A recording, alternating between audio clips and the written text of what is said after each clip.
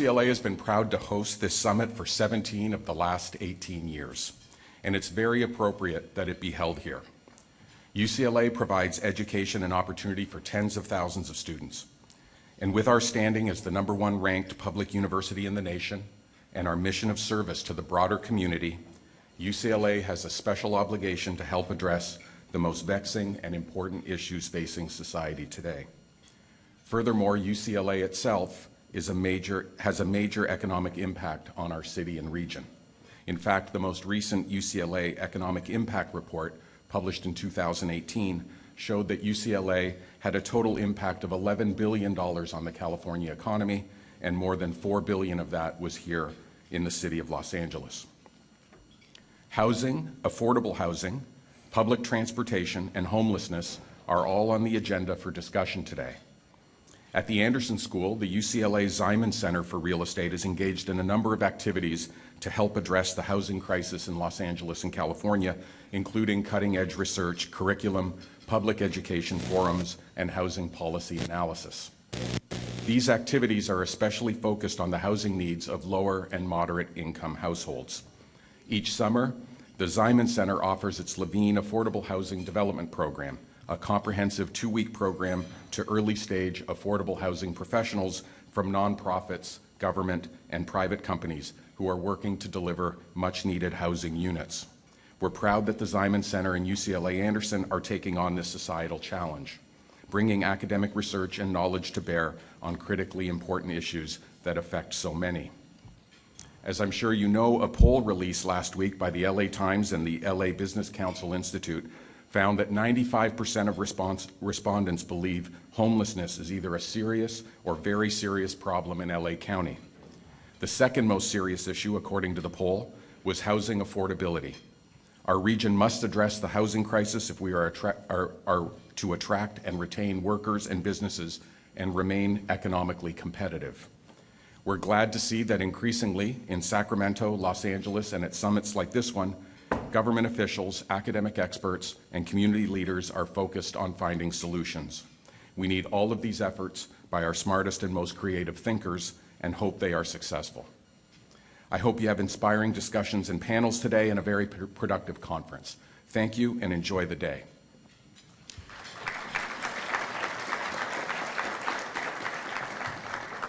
So please join me in welcoming Nadine Watt, who's the chair of the LA Business Council, who has some opening remarks for you as well.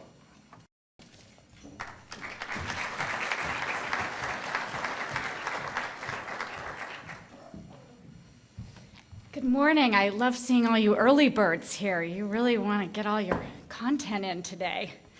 And here I am at UCLA on the day before the big rivalry game, and as you know, I'm a Trojan. Sorry, fight on. As chair of the LABC, it's my honor to welcome you to the 18th Annual Mayoral Housing, Transportation, and Jobs Summit. And thank you, JP Morgan, for our platinum sponsorship. It's great to have you all here.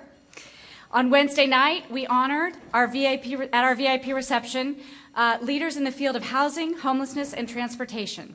Senator Nancy Skinner, Lou Horn of CBRE, Jacqueline Wagner of Enterprise Community Partners, and Joshua Schenk of the Metro's Office of Extraordinary Innovation.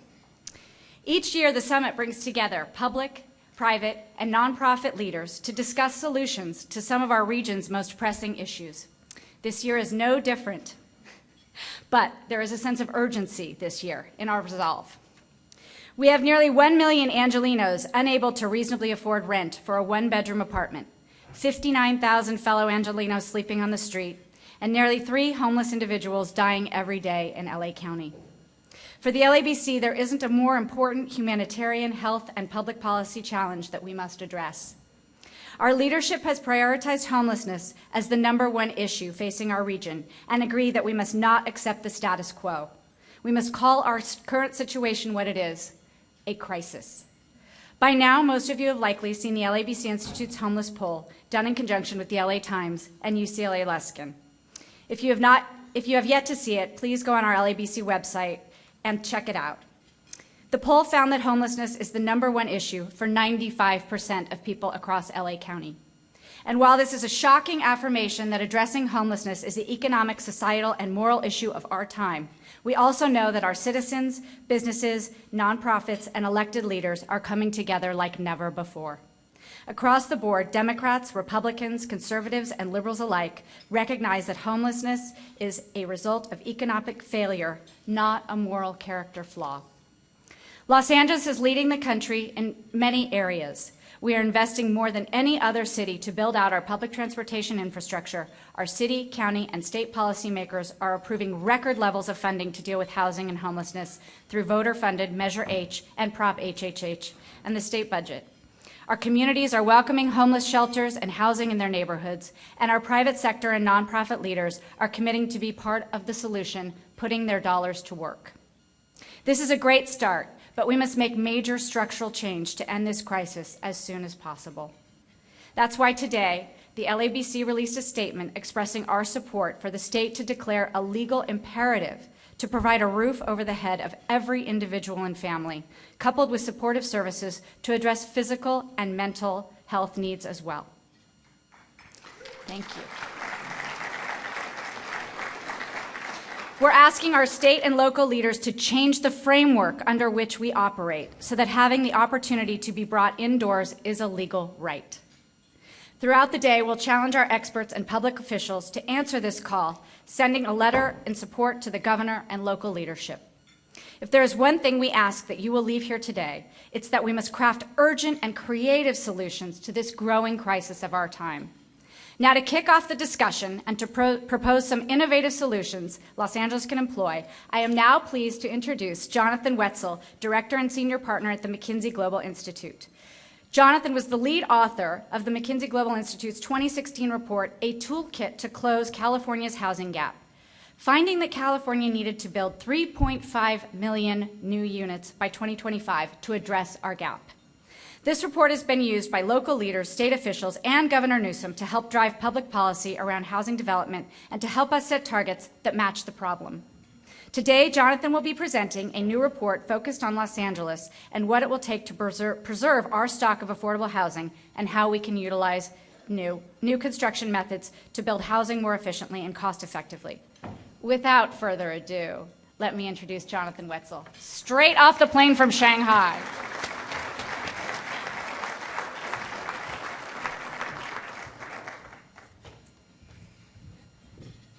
Great, and good morning, and fight on. Sorry, gotta say it. It's SC. So I am here in my capacity as the director of the McKinsey Global Institute, which is our internal research organization based here in Los Angeles and Shanghai, and to present the results of a new survey. But this being LA, let's start with the video. Los Angeles has always been a place with a sense of wide-open opportunity. But in recent years, the soaring cost of housing has dampened that promise and held the region back. New research from the McKinsey Global Institute estimates 1 million households in the city of LA cannot afford a standard-size market rate unit in their current neighborhood without a financial stretch. That number rises to 2 million across all of LA County. Public officials are responding with new legislation and programs to encourage more affordable development and protect tenants. Housing starts are up, showing the market is willing to build, but very little of what has gone up in recent years has been within reach for low-income Angelenos. It will take bigger and bolder action to meet the scale of the affordable housing challenge. LA has little vacant land, but it does have plenty of room to redevelop and reimagine housing near transit. Thousands of parcels next to transit lines fail to utilize the full density allowed under current zoning. While more public funding may be needed, creating the right conditions can attract more market-driven investment into affordable housing for greater impact. The key lies in being more innovative about what gets built and how it gets built. LA can add more non-traditional housing types to its mix, from micro units and co-living to accessory dwelling units added onto single-family homes. Adopting modular construction on a large scale could bring down costs without sacrificing quality and design. Streamlining the financing, entitlement, and approval processes would deliver a clear win for everyone. Combining these actions could change the economics of affordable housing and cut development time in half. All of this can be done in a way that supports the most vulnerable residents and maintains the character of LA's neighborhoods. But leaders from across the region will need to come together, compromise, and collaborate. This is the moment to reimagine Los Angeles and build a city where everyone, in every income bracket, has a decent place to call home.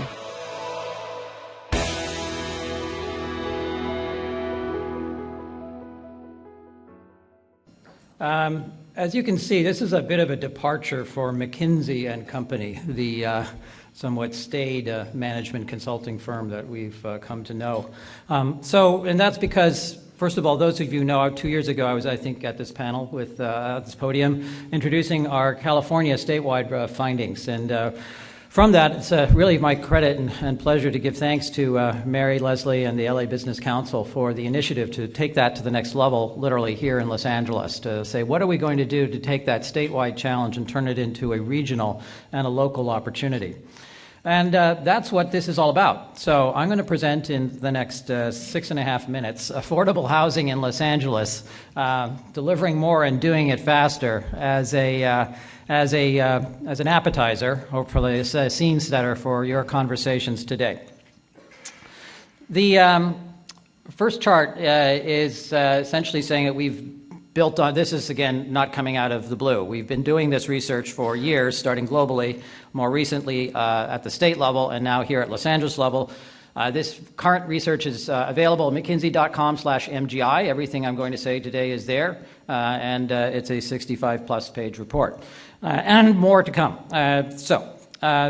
The report is also done in collaboration with, I should note, the LA Business Council, the LA Coalition for the Economy and Jobs, and the United Way of Los Angeles. So again, a departure for us in that we recognize McKinsey as a consulting firm can only provide a parts of these answers.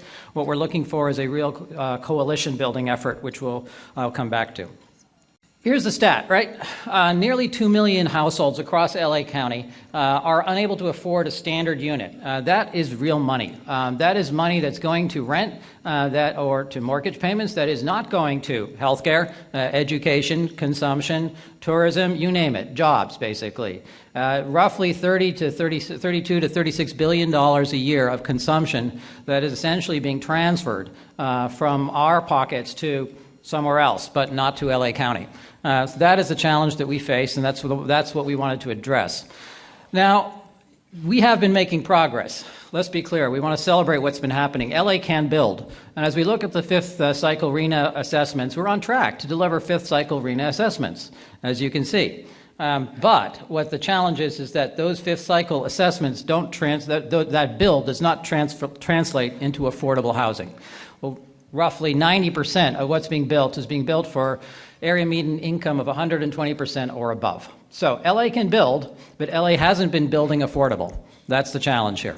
How do we rectify that? We think now that's one challenge. I should note that the sixth cycle RENA raises the bar on that. As of a week or two ago, these are the newest numbers. As you can see, the expectations from, let's say, everywhere, at least from RENA, are going up. The expectations are already high, but now they've actually been turned into a number.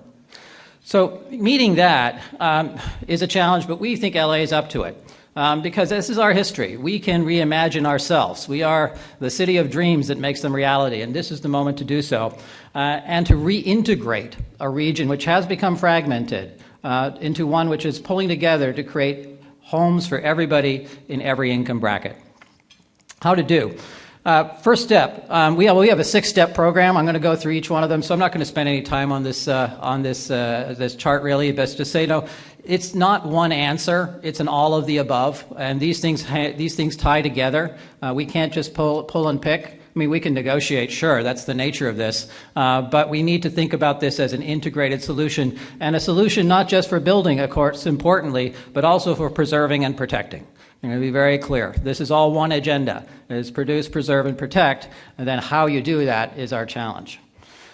So, first step, all right, integration. And We have with us today Phil, who's been doing a great job, and we celebrate that, but this represents, even bigger opportunity in terms of reintegrating the region. We put the development into transit-oriented development. Over there, when we looked around the state, we looked around the state first and now at the region, and we looked at zoning today. Not to say we don't need changes to our zoning. Yes, there are certainly opportunities to do better, but under current zoning regs, we found over 1 million parcels of underutilized land in transit adjacent as defined by JJJTOC within the city of LA. And we recognize that almost half of the stations for the metro are outside of the city of LA, so that gives you a sense that there's just so much more out there. Now, that's not to say LA is going to build, X million parcels of land. It's saying we have choices. We have choices about where and how we want to build, and we need to take up those choices. We need to debate them seriously and recognize this is a one-time opportunity. We get this when we build out the transit. This is a moment where we can reintegrate Los Angeles, and we should really take advantage of it. All right, so that's the first step. Second, what are we building?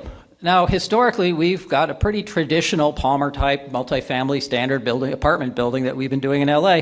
That's pretty much unaffordable right now for anybody under 120% area median income. If you want to try to make a 10% project return, you're going to have to sell to people who make more than that.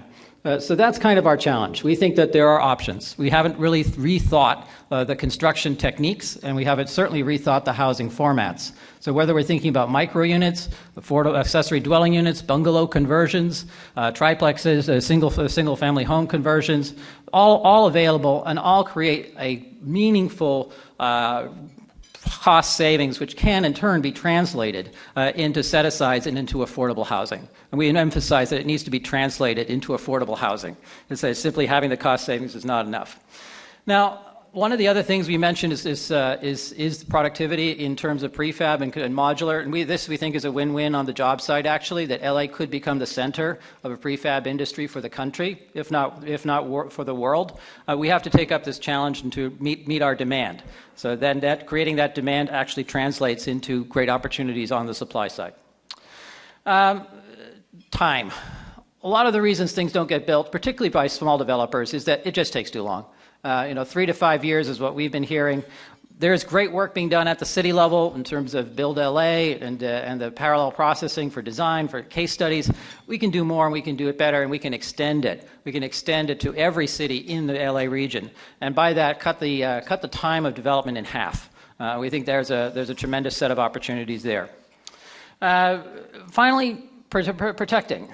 If we don't, 10,000 units will expire over the next 4 years in the city of Los Angeles. So if you think you've seen homelessness now, you just wait. If we don't take a firm approach to measuring, identifying, and engaging at that property level with every landlord to negotiate, to decide, are we extending, are we relocating somebody within their neighborhood, are we buying back the building, are we investing in the building to keep it up, to extend the housing covenant, something. But if we don't measure it, we don't manage it, and then we have this problem. So we are going to have, this is an integral part of this, and we think there's actually, as we said, more than enough opportunity to go around. So this is going to cost some money. This is the chart that tends to stop people. It's like, okay, $130 billion if you were to meet the RENA affordable housing targets at current all 100% with public income. The suggestions that we have basically go to the point that almost half of that can be met, first of all, by the private sector or through directing new technologies. By the private sector, by extending JJJTOC set-asides and increasing them as we have the opportunity to reduce costs through increasing productivity, through new formats, and also by, in the public sector, in the public funding to what we have, thinking about, again, new opportunities, new ways of building that, and new formats for building it in. But regardless, there's going to be money required. I should caution you, these are capitalized numbers over the life of a building, so if you want to get a sense for what it is on an annual basis, divide by the life of a building, which would be about 30 years. So that gets you down to $4 billion in total, with $1 to $2 billion if you actually were able to deliver on these opportunities every year. So a big number, but relative to the $32 to $36 billion worth of costs that we are seeing transferred from Los Angeles, perhaps a reasonable investment to be making. This is not going to happen by itself. We're going to have to work together. And we're proposing a public-private social coalition, which McKinsey would, of course, be happy to be part, but everybody is welcome. In the words of Benjamin Franklin, we must hang together, or surely we will hang separately. Thank you very much.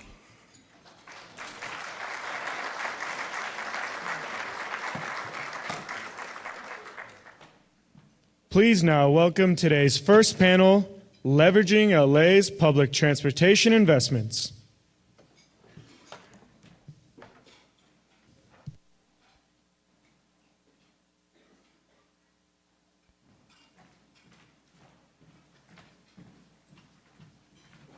Good morning. Good morning. Your morning people are transportation geeks. I don't know which one, maybe both.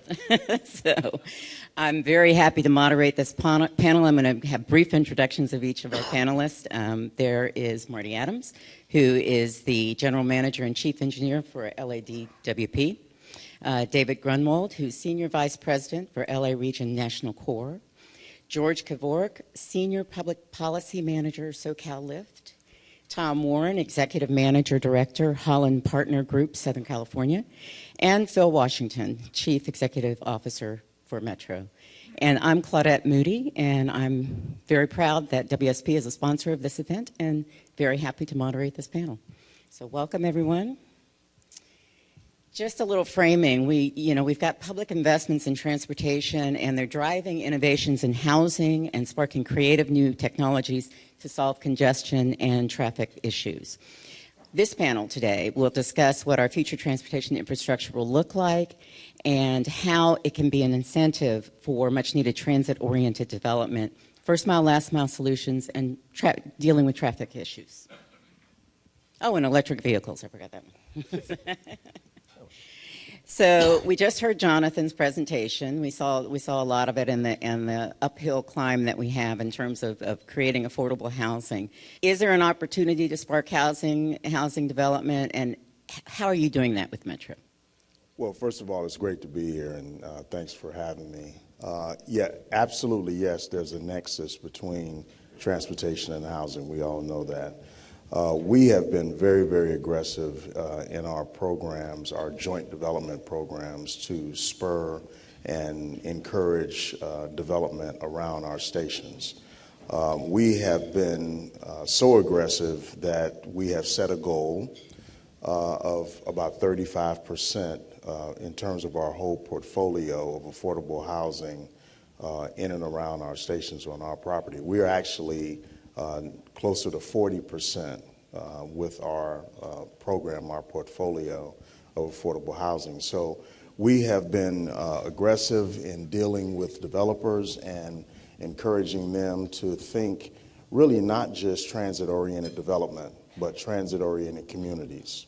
The idea is that while we don't control everything, we can instigate, we can influence, we can impact, and we can get folks to do things that we're not even in control of. So we have created a transit-oriented community demonstration program or pilot program all over LA County in different spots, probably about 20 pilot areas where we're looking at what we can do to develop the areas around our stations. We want our stations to be vibrant.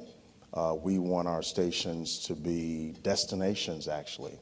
So we're being very aggressive, and one of the things that we were just talking yesterday in one of our committees about some of the development around our stations and how these things can pencil out for the developer and us and still have a high percentage of affordable housing.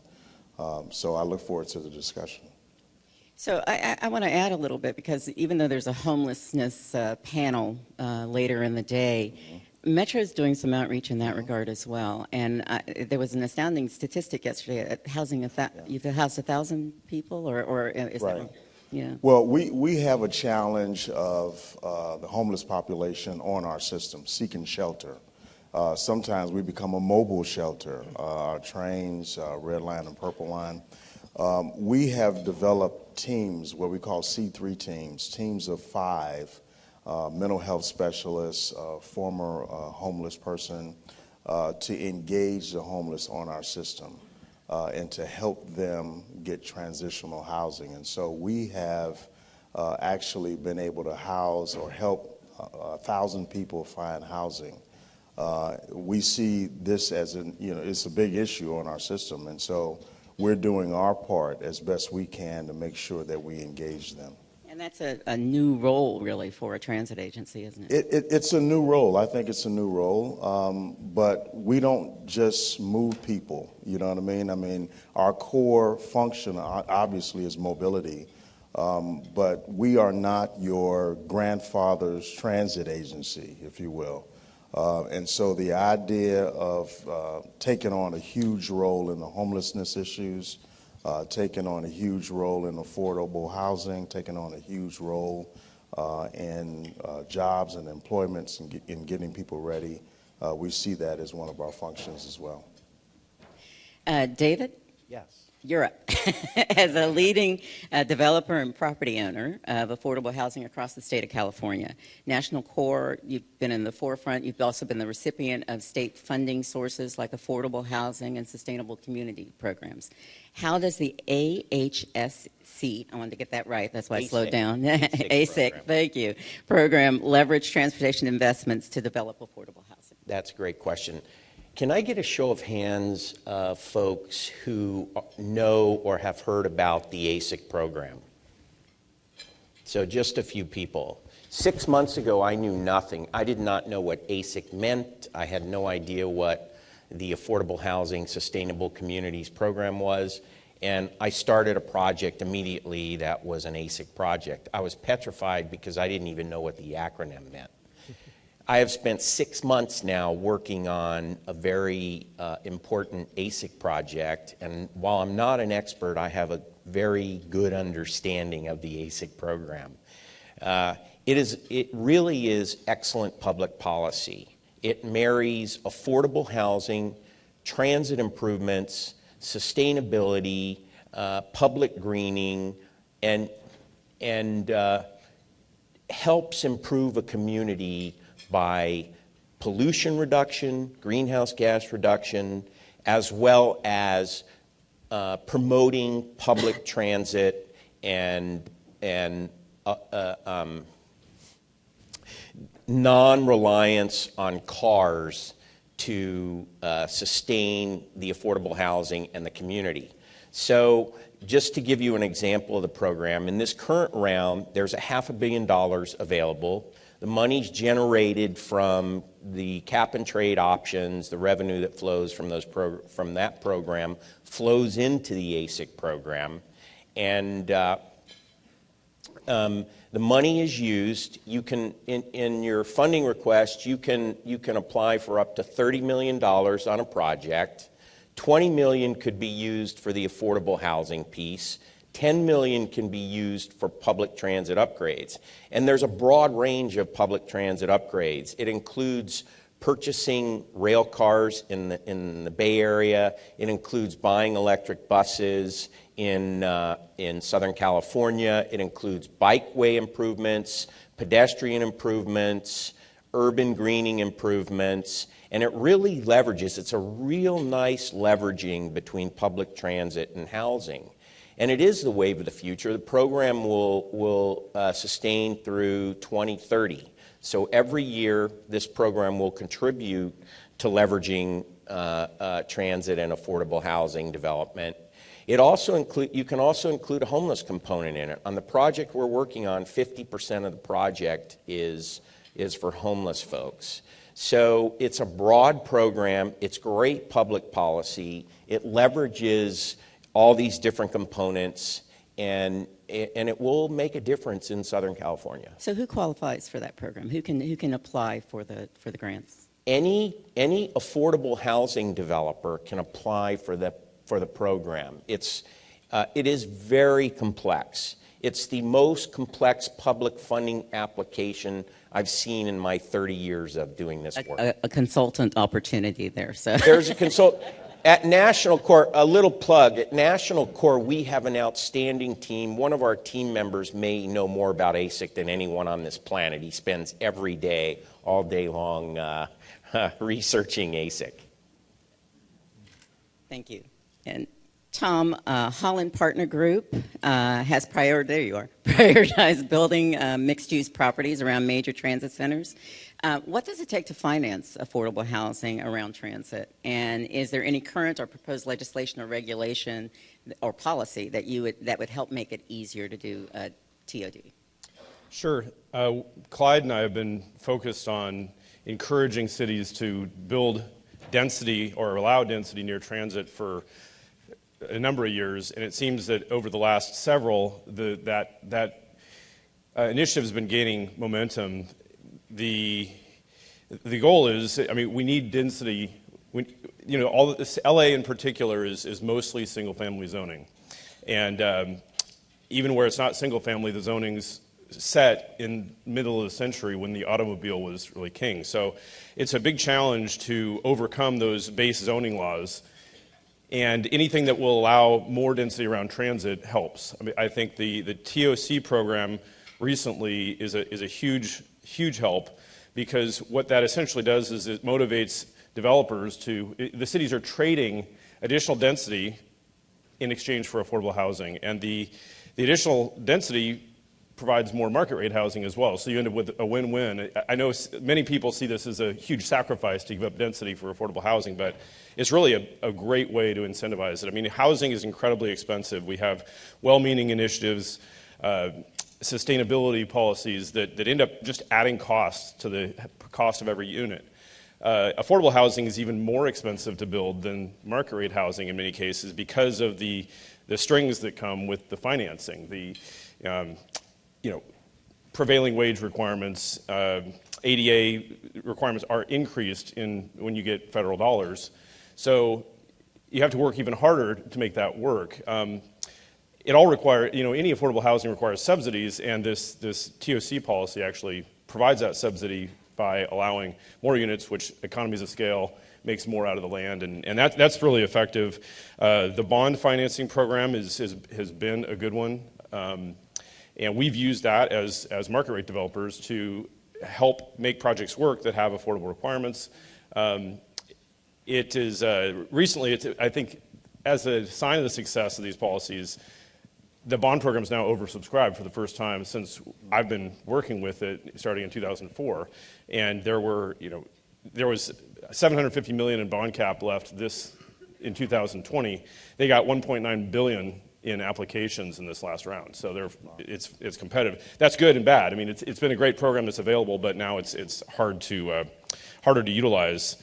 At federal level, Scott, I guess in a way to encourage these, it's a very difficult thing for cities, for councilmen, politicians to force these policies because many of their constituents don't understand the trade-offs, don't understand the value, and all they see is more traffic, more density in their neighborhood. So anything that can kind of force cities to think about this and make those hard choices is good.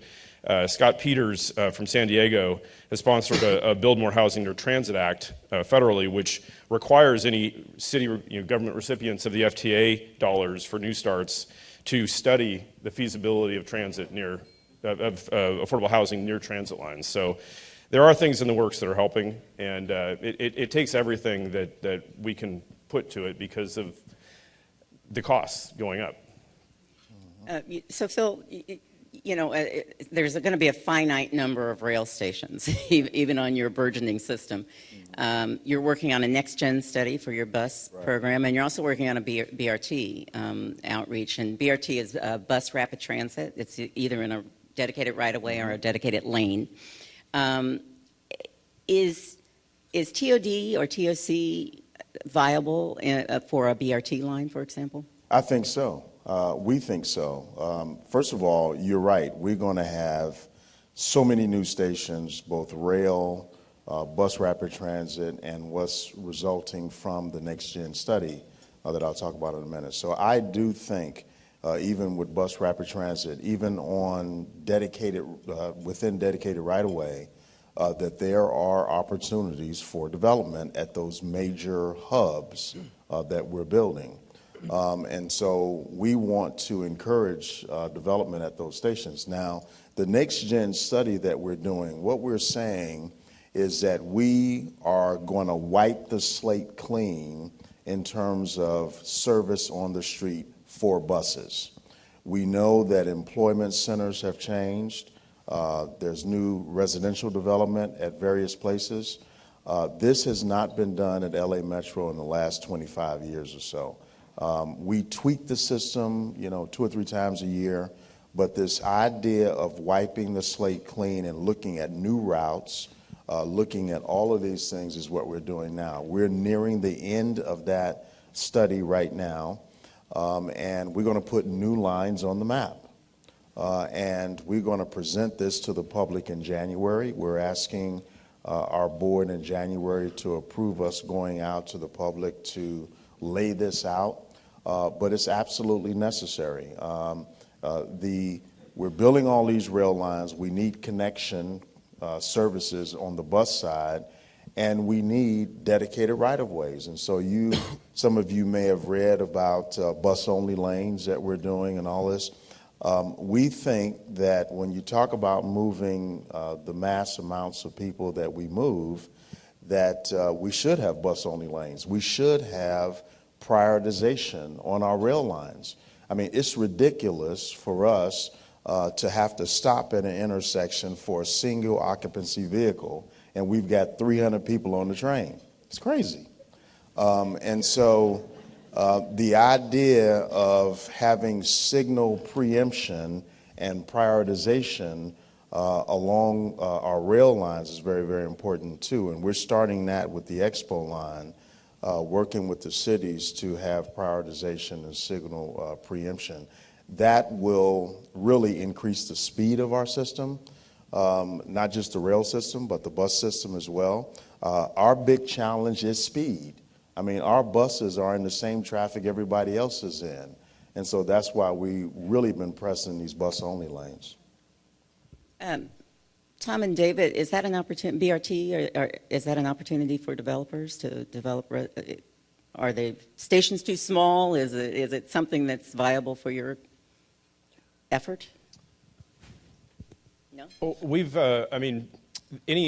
I think the benefit of these public RFPs is that the public agencies set them up to motivate, to bring certain types of development onto these sites. And they can, whereas a private seller, their motivation is usually to get the most money they can possibly get for their land. The RFPs set this up so that there's a competition to put the creative minds to work and figure out what's the best way to meet all these requirements, in a way that delivers the housing, the goals. And so we've participated in a number of RFPs, and they when properly set up, they really work well. They allow us to deliver more affordable housing of broader scale. You combine the incentives that are available. There are prevailing wage requirements, so you meet those goals.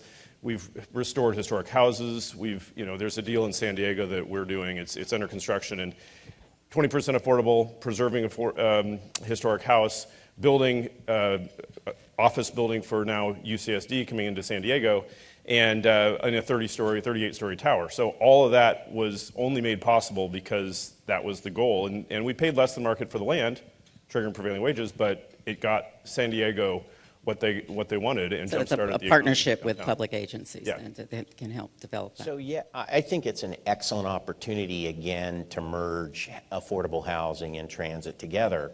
And the future is going to be, especially with motivation through programs like the ASIC program, the future is going to be more reliance on public transit.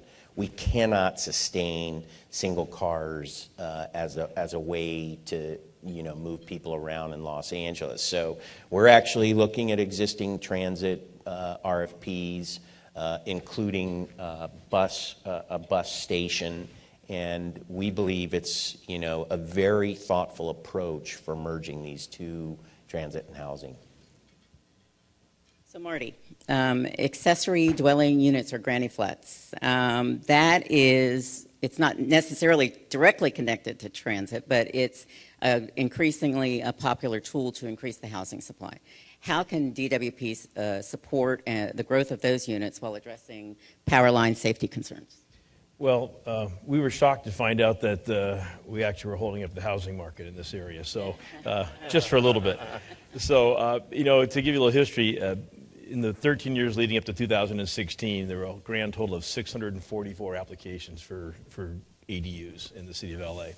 Then in 2017, it was over 3,800, and then with the passage of some laws in Sacramento, another 42% on top of that, over 5,400 applications in 2018. So it was a quantum leap in workload. And at the same time, we had some arguably archaic rules in our system for providing electric service where we would not allow an occupied dwelling directly under power lines, which is different than state law. State law called General Order 95 allows for construction with certain vertical clearances, and if you have a two-story or a unit on top of a garage, certain horizontal clearance. We actually had a rule going back to 1974, probably based on some fires and other things that we could never go back and find the history on, but rules back from 1974 that prohibited that in the city of LA. So just last spring, after listening to a lot of folks, voice their frustration over how difficult it was to construct auxiliary dwelling units in Los Angeles compared to other communities, and trying to do what the goals of the city and the goals of the mayor in terms of affordable housing, trying to match what's happening in the rest of California and the goals of the state overall. Last spring, we actually changed our policy. So by summertime, we think we have everybody up to speed so that we're now consistent with the rest of the state and following the state law with no more onerous rules within the city of LA as far as ADUs go. And I think we got that backlog of applications mostly down. We had actually very few refusals, but we had this massive backlog of months and months. Trying to get it now to where it's only a few weeks for someone to make an application, us to inspect and know that there's not an issue. And part of the issue is easements for power lines and that sort of thing. There's real easements that are documented. There's easements where there's actually deed restrictions, and there's kind of imaginary easements going back to the early days of Los Angeles where we just have a right to have our power lines there. So working within the property rules, we're doing everything we can to not infringe on the rights of the landowner so that they can take advantage of their own property and that we can facilitate as quickly as possible their ability to put an ADU on their own land. Thank you. Tom and David, Measure JJJ. The city's transit-oriented communities incentive program. The strong majority of new housing units are being built within a half mile of transit. Maybe some of those accessory dwelling units. What role do incentives play in creating affordable housing units near transit, and what do well-designed incentive programs look like? We talked a little bit about that earlier, but go ahead. I think these incentive programs are the best way that I know of to encourage affordable housing without having to come up with new money to help subsidize those. The subsidies in terms of the additional density of market rate. And, people never believe, they have a hard time absorbing the fact that, you build enough high-end units and it's going to help the cost of housing across the board. So you get both affordable and you get more market rate. So San Diego has recently passed a kind of enhancement of the state density bonus law that within the city of San Diego allows 50% density bonus on anything with 15% affordable. The TOC program here I think it's working very well. And that is the right way to encourage housing. I guess back to San Diego's policy, they've had a 900% increase in the number of applications for this program, 473% increase in deed-restricted affordable units being included in that, and then a 450 increase in total units. So there's a bill in the works in the 2020 cycle that will expand the density, but this bonus statewide and increase the amount of bonus that's available. That's kind of part of the mandate from California. So it's a win-win. And one challenge that I've seen is there's the people who are coming up with the local policies, the affordable housing departments. In crafting these programs, they're always looking for a way to make sure it's balanced. Like, we want to offer this much affordable, and that creates exactly this much of an advantage for the market rate developers. And there's a lack of trust, and so they don't want to provide anything that actually goes beyond an equal share. And I think the problem is there's a lot of complexity that comes with doing affordable housing. There's regulatory agreements you have to deal with. There's additional strings attached, like we mentioned, with well-meaning programs, and you sort of can use that leverage to encourage them, but it does create complexity, and it makes it harder to do those kinds of developments than a straightforward market rate development. So you almost need to provide more than an equal incentive to really get momentum going. And again, the downside is you end up with more market rate housing too. So I would encourage people to be more open-minded about how to craft these incentives, because more is better. We're in a crisis. We're here with housing, and we need to do everything we can to deliver more. So the incentive is, I didn't mean to steal his applause. The incentive is necessary to make a project work. The increased density, allowing and creating more affordable housing. So without an incentive, it's very difficult. Without the density bonus and other incentives, it's very difficult to get a project done. So moving in the TOC, TOD direction, as we think the future will be, moving on programs like ASIC, as I discussed before, is critical to ensuring that we are able to get projects done. It's very, in the city, going off on a little tangent, in the city we had Triple H, most folks are familiar with Triple H, and that has funded many projects within the city. The problem is Triple H funding is now gone, and most of us developers are looking to incentives from public transit to do TOC and TOD. And I wanted to bring George into the discussion. How is Lyft working with residential developers or transit agencies for their services? Thank you. So I think Phil made a comment that is very telling about this.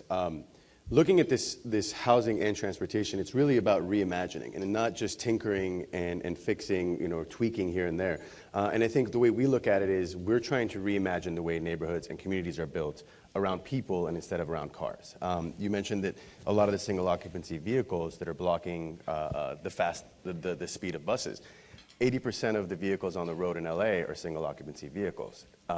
That's equivalent at this point leading to about 14% of Los Angeles County being parking spots. I think earlier the McKenzie gentleman mentioned that we have limited space. Well, that's the equivalent of Delaware as a parking spot in Los Angeles. So when we talk about housing and transportation, they do go hand in hand. So we are looking and talking to developers and talking to different housing entities and talking to transit and partnering to see how we can reimagine these communities to be built around individuals and not around cars. So I'm going to ask a selfish question here. I was recently interviewed by the Coro cohort, and a young woman's mother has a business on Crenshaw right now. And we know in construction it can be difficult for small businesses. But she got me thinking, because I didn't give a satisfactory answer, I'm going to be honest. I couldn't answer her very well. So I'm asking you guys for help. It's not just construction, but it's after construction. How do we ensure that small businesses who survive construction, and that shows it's an asset to the community actually, can continue to be an asset to the community, can continue to thrive in that historical location, for example, or a cultural significant location? So, and what's the transit agency's responsibility in that regard, and what's the developer's responsibility in that regard, if there is any? And I would say one way is to build more density around them, more customers, more people, more demand. That goes with all these, the goal we're trying to accomplish. Yeah. Well, what we've done is to create what we call a business interruption fund. And this business interruption fund are primarily designed for sort of small businesses, mom and pop businesses that are directly impacted by our construction. And we created this fund. We started it with $10 million on the Crenshaw line. And we have since expanded it to all construction lines where we're building primarily rail.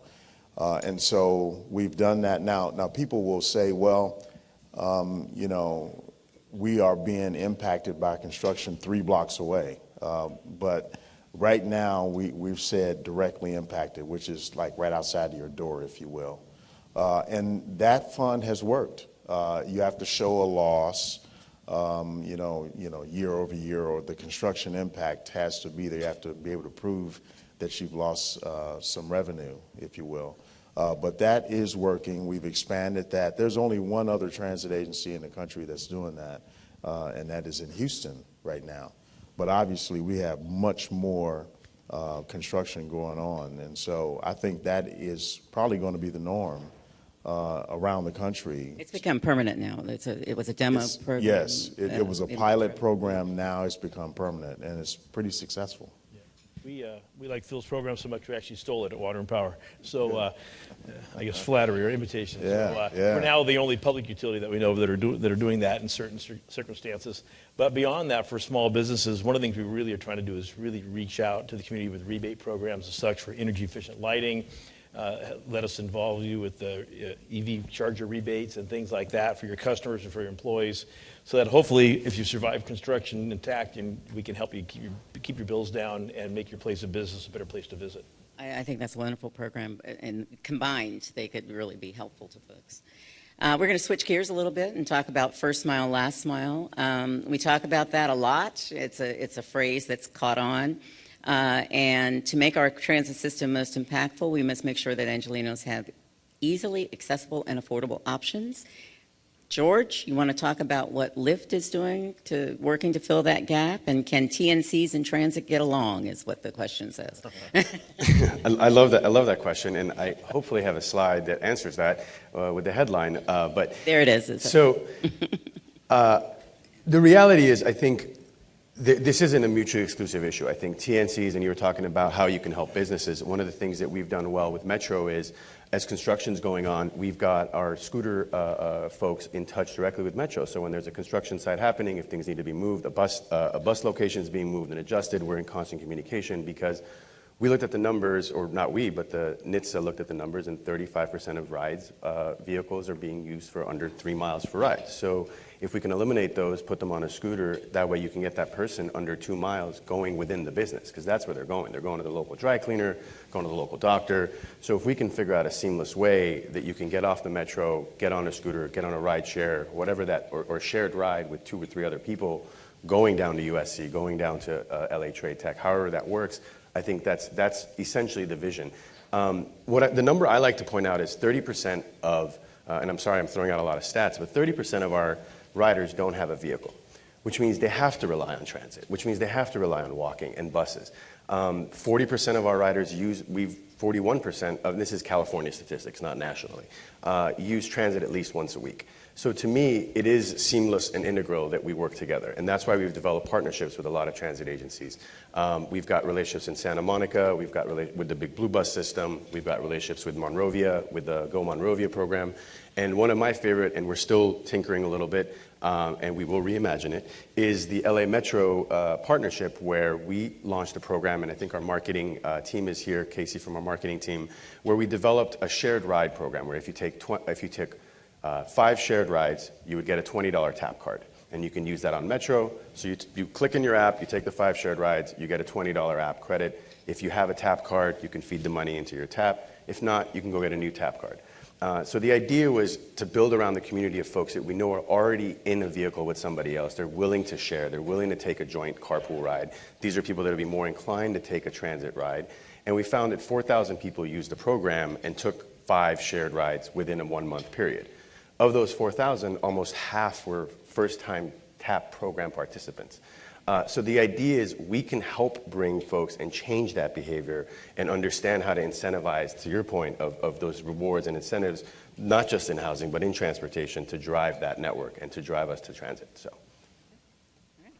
Great. So we have some air quality goals in California, and Mayor Garcetti has established a goal of 25% of all vehicles in LA to be zero emissions by 2025.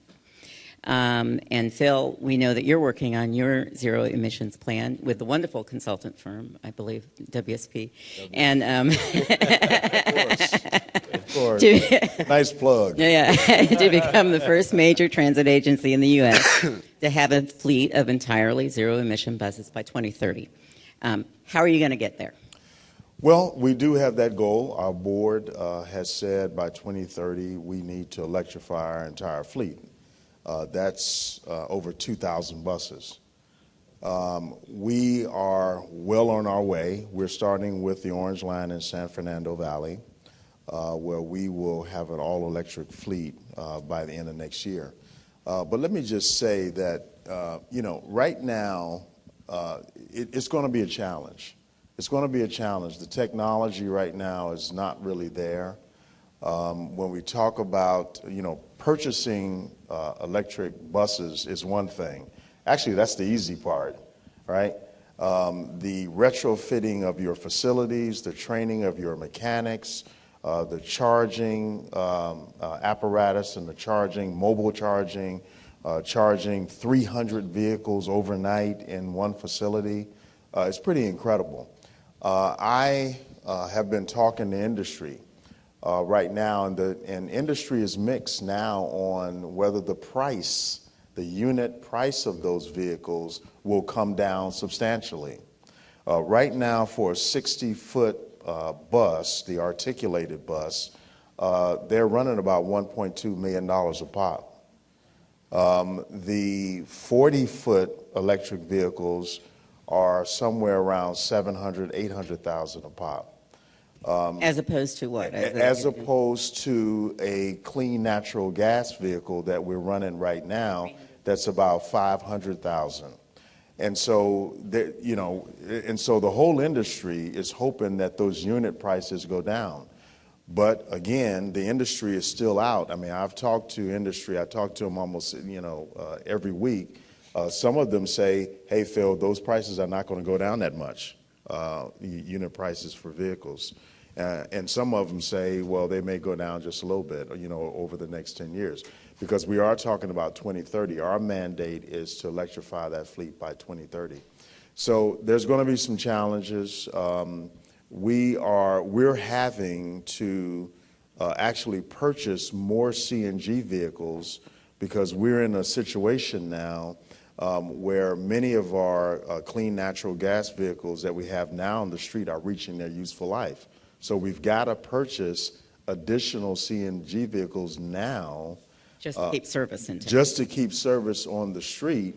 And actually the technology, when you talk about hills and acceleration, in many cases that technology is not there yet. So this is going to be sort of an interesting exercise. Our mandate is 2030, but I heard Mayor Garcetti say something about we're going to electrify our fleet by 2028. And I thought, wait a minute, you just took 2 years away from me. He was doing a speech or something. I mean, so it's going to be a challenge. But when it does roll out, when you do start to roll out, Marty, DWP has to find a way not only for 2,000 plus buses from Metro, but other bus systems as well. I mean, what's the impact of electrification on the grid? Well, it's an interesting situation. We're looking to electrify not just transportation, but also building stock and all sorts of things in LA. And so while we're changing our electric mix to be clean and renewable, at the same time we're looking at anything from 50 to 100% increase in power demand. And of course, especially with renewable energy, the key is time of use. And so we have, looking at what Phil needs and what DOT needs for their bus fleet. The problem is they have locations where they're set. They need to be able to be serviced at that location, and we need to be able to bring enough power in. And of course, we're looking at how to do that in a way that's affordable for all the users, because not only do they have to invest in bus fleets, have to invest in all the chargers and everything else. So we have a major rebate program to try to really leverage our dollars with the transportation dollars to help them build the infrastructure that they need and do particular pricing programs and such that the electricity itself is affordable. Maybe getting into things such as battery storage so we don't have to build out the electric infrastructure quite so heavy duty for the major demands, and be able to have batteries that charge during the day that can then be discharged to help charge fleets during the evening. But right now we have a little short of 2,000 chargers in the city of LA that are not at someone's home. And in the next 2.5 years, we have to get to 10,000 chargers. And so we're working closely with private industry and other agencies and fleets to have chargers throughout LA. And again, one of the problems is they have to be everywhere. If you have to, right now you can get a gas. It slowed down my purchase of an electric vehicle, for sure. So that's the problem, is that you buy an electric vehicle, but where do you stop? And if you find a charger, is it already in use? And so you have to have chargers kind of reflect the pervasiveness in society that gas stations have historically. And so we're looking at how we get charging infrastructure, throughout the city, at all city facilities, at other public facilities, places where people can go and use them that's not on private property. At the same time, about half of our residential customers are multifamily dwelling units. And so the same problem we've had with rooftop solar, where folks would like to participate in solar, but they don't own their roof. And so you have an owner who would have to make an investment, but the guy who rents pays the bill, so there's a big disconnect. So same kind of thing with EV chargers, trying to find routes to get multifamily dwelling units to have electric vehicle chargers, basically providing incentives and rebates and such in those programs to get them so that people can charge at home. So there's a lot to go on. By 2028, we're supposed to have 28,000 chargers out, which would be a big lift. Wow. But it's going to be critical that if we're going to expect to be electric vehicles, we have to have chargers basically everywhere for people to use at their convenience, and they need to be chargers that people don't have to stay at all day long to fill up their battery. Keep hearing that 2028 date. Big number. It's a big date. Yeah. Something else is happening. Yeah. I think this is a good example of sort of where the technology needs to meet the policy, right? And you're talking about incentives. So in California right now, the CVR, the Clean Vehicle Rebate Program, is capped at 25 vehicles, because when the bill was passed, the CPUC said we don't want dealerships to be using this and large vehicles to be, you get 1,000 vehicles and then you're getting a rebate as GM versus getting it to the actual user. But this was all before TNCs were brought into the equation. So how do we reimagine policy now when you have TNCs in Denver, and I looked at you because I know Denver got a little love there. Yeah. They were the first ones to launch 200 EVs with Lyft in the entire country. We were able to do that there because they aligned the policies to allow the credit so that we could bring the large mass fleets. But if we want to bring 1,000 EVs to LA and we want to do our own charging stations at our own centers, the policy hasn't aligned up because we're currently dealing under a California cap. And how do we use that cap and how do we alter that? And how do we do the low emission vehicle credits for these types of purposes? Wasn't there a bill regarding that? Correct. It ended up not moving. I think there was Assemblyman Ting bill ended up not moving, and it's now back at the CPUC. I'm sorry, it's not CPUC. The CARB. Apologies. Where we're trying to articulate to them how this would actually provide the larger benefit and how it doesn't go contrary to the intent of the law that to expand the cap to allow TNCs to bring out 1,000 EVs to LA next week, which we are ready. Just need to line up the law. So even with electric vehicles, there's still traffic. And there's still a lot of traffic. So we're going to move to the traffic discussion. And addressing that congestion, transit helps, shared rides help. Locating residents at transit stations help. But Phil, you have a traffic reduction program, and you have the congestion pricing program, which also is you're being helped with that by a consultant firm named WSP. Yes. WSP. Another plug. Yes. WSP. So could you talk a little bit about your traffic reduction program and the congestion pricing effort and exploring fees for transportation network companies? I'm going to come to you next, George, on that one. Okay. Well, let me start off by saying, once upon a time, there was a region that was the most congested region in the world. And it got so bad that it took me an hour and a half, almost 2 hours to get from Arcadia over here this morning. We've got to do something about traffic. We have, 10 plus million people in this county. There's another maybe 2.5 million more people coming over the next 10 years. We are going to come to a screeching halt in this region. It's going to be total gridlock, I believe, in the next 5 or 10 years. Part of our mission at LA Metro is to reduce congestion. A lot of people think that, our mission is just mobility, bus and train. That's a big part of it. But right in our charter, it talks about reducing congestion. So we have put together a traffic reduction plan that includes congestion pricing. And the idea here is that first of all, we're in the throes of a feasibility study to determine which model of congestion pricing should be implemented and where we should pilot that model. There's 3 models, as most folks know. There is the quartern model, that is a model that's employed in London that says if you drive in to the central business district, you get charged a fee. There's a corridor model that says if you drive on this corridor, you'll get charged a fee. And then the third model is the VMT, or vehicle miles traveled model, that says if you drive this level or this threshold, let's say in a month, you'll be charged a fee. So we are looking at all 3 of those models. We're looking at places around LA County that can serve as a pilot, and which model works best there. But we've taken it one step further. We have said that we can use the revenues, we propose to use the revenues from congestion pricing to make transit free for everybody. Now, that is, first of all, if I survive that, congestion pricing in this town, but we haven't even talked about the carbon footprints and how we're living. I think the question becomes, how do we want to live?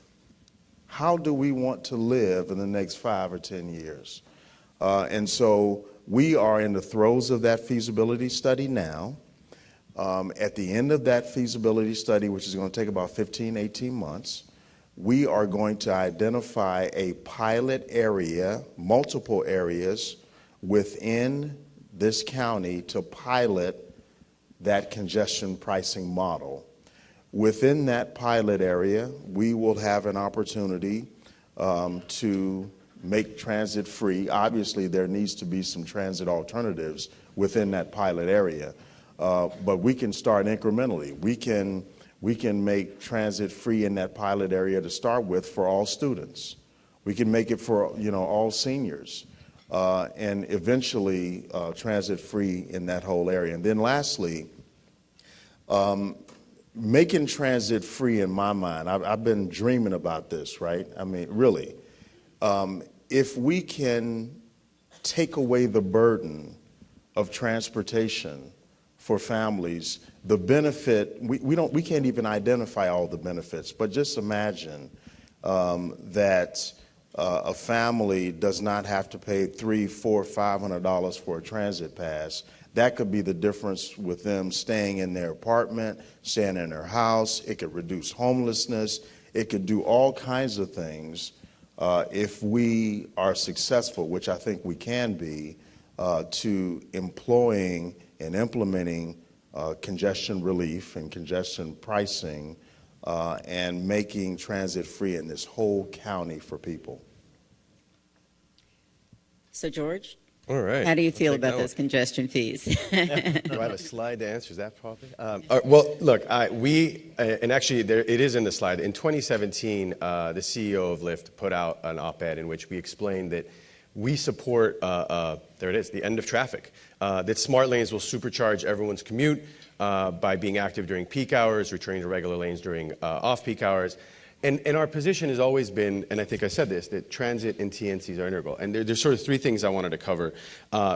In Santa Monica, we looked at the information and the data, and we launched a sort of first mile, last mile for this sort of congestion issue. And now you get a flat fare ride I think it's $2 or $3 from the last 3 stops, anywhere within 2 miles of that. Because the idea was we don't need a bunch of cars going into Santa Monica to try to take that last stop. If we can do a shared ride and we can reduce that and have the extra vehicle, or someone can walk a mile or half a mile and then take a vehicle and reduce that sort of congestion. So thinking creatively how to develop those relationships, I think, is important to reducing the congestion. Second, you made a point of reducing. Transportation is a barrier. 30 to 35% of our users use the product for healthcare appointments, for medical appointments.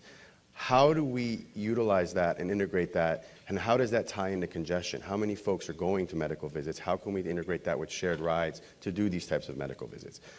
In Los Angeles County in 1970, before the Olympics came here, Metro did a telework study, and the mayor at the time did a telework study to determine how do we change both construction, housing, development, how do we reconfigure the hours of work so that we can be ready for the Olympics?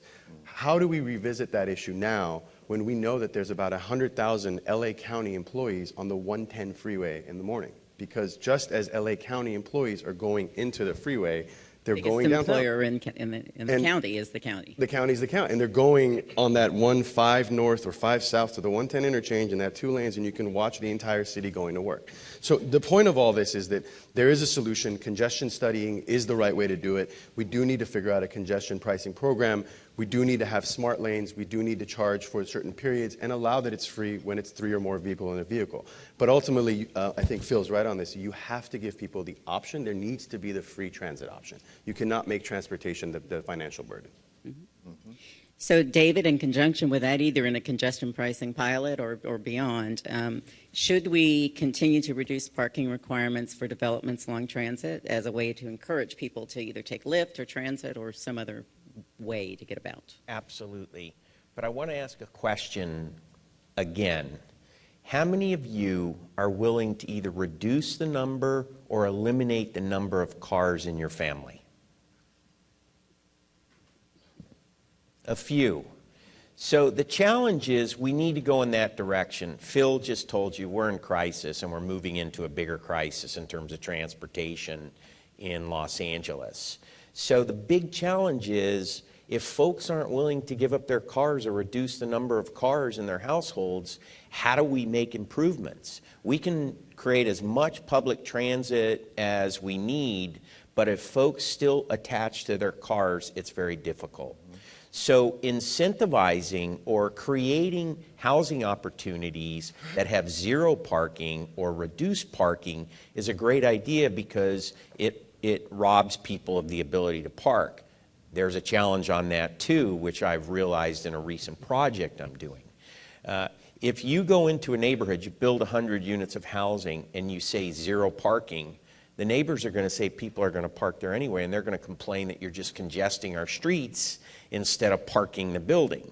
So while I believe we must move forward to rely on public transit, we need to overcome our reluctance to give up our cars, and also training people that you don't need a car. You can walk if you locate housing near transit, if it's a true transit-oriented development, again, leveraging programs like ASIC. That's the wave of the future. It has to be the wave of the future. And on that, we're trying to help you. Our goal at Lyft is to get 1 million cars off the road in 2019, and we got 250,000 off early this year. And just this week, we launched our Ditch Your Car campaign, where we've targeted about 250,000 individual Lyft users to come and partner with Carvana. I apologize if I didn't say that correctly. To ditch your car, they'll pay you the full price of the vehicle. You'll get $250 on top of that for Lyft, and then you get 3 months of free Lyft service for a subscription. So the idea is to change that behavior. Tom, do you want to? Well, I think this is a great conversation.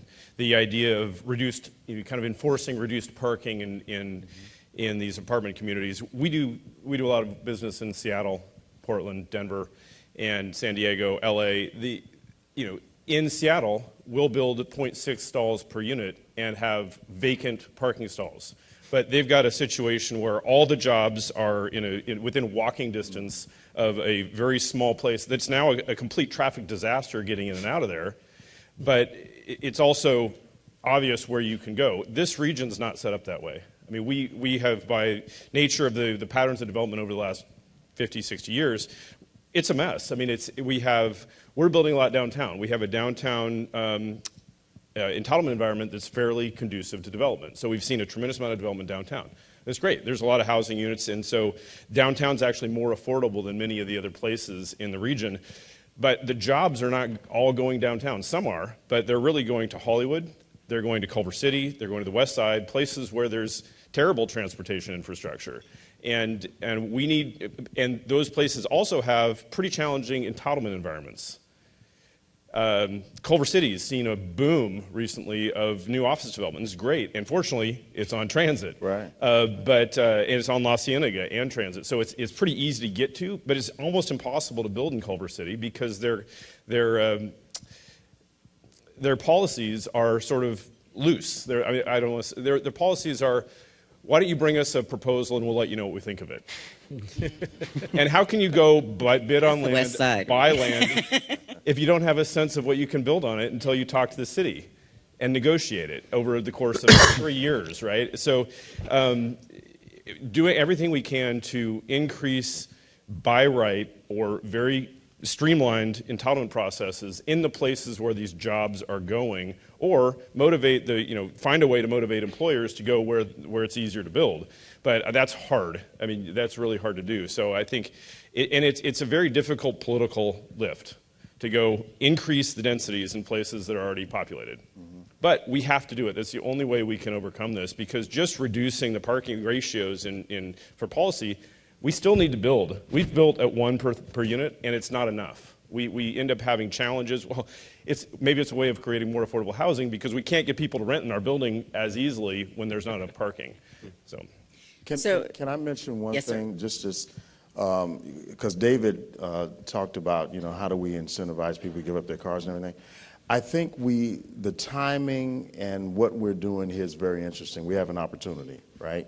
We have the largest transportation infrastructure program in North America. So we're building those transit options. So that's sort of, in my mind, the carrot, but we still don't have the stick. I think you need both a carrot and the stick. The stick to change people's behavior, in my mind, is congestion pricing. You have to change, because they won't give up their cars. They just won't. Can't. Right. So I think in order to change behavior, that we need that, for lack of a better word, the stick to change behavior, just like, our parents used to spank us with, whatever. I never. Yeah. I so I got the 5-minute mark about 5 minutes ago. So maybe that is your what you want to leave people with, Phil, because I'm going to ask each of you just one thing. I've been to 7 conferences in the last 3 months. I don't know about the rest of y'all, but what would you like to leave the audience with from this discussion? And I'm going to ask each of you that. Well, the last, what I would leave in this topic that we're talking about, traffic, housing, and all that, leadership is dangerous. But worth it. Yeah, it can be worth dangerous. it. It's dangerous, and the question becomes, can we lead in this area and make these tough decisions and survive? We're just not producing enough housing. We need to do everything we can. I mean, California is, between 2000 and 2015, California has underproduced 3.4 million homes relative to the historical norm. And it's the result of not pushing our zoning to keep up with the changing demographic, the changing demand. It's a result of well-meaning policies that add costs to housing. I mean, even prevailing wage, which is a great thing, it's much more expensive to build with it than even union requirements. So when you combine the two, the sustainable practices, the code, what we find, how much are construction costs going up and why are they going up? And there's some labor component, there's some materials components, the tariffs. But there's another component, which is increased regulation. And it's, again, well-meaning. There's one thing recently where you need to have no more than 6 seconds to get hot water to your tap. That's great. But designing that is incredibly expensive in a multifamily building. Marty can help with that. So, in Georgia. I will say that we are, I'm optimistic and hopeful because I think we're living in one of the most transformative environments of our physical space and of our physical environment in my generation. And I think this is the unique opportunity where technology and transit and power and housing are reimagining how we can restructure our communities to deliver what our communities need and not to be built around cars. David? The ASIC program is very good public policy. It blends transit reliance, affordable housing development, pollution production, and neighborhood improvement together. If you're moving forward, you're looking at TOD and TOC sites, you should look into the ASIC program. And Marty? So while we don't build housing or transportation, we absolutely impact everybody else who does. And so we are looking to enable everyone to the greatest extent we can and to partner at every opportunity to try to make this really move forward. Well, join me in thanking the panel.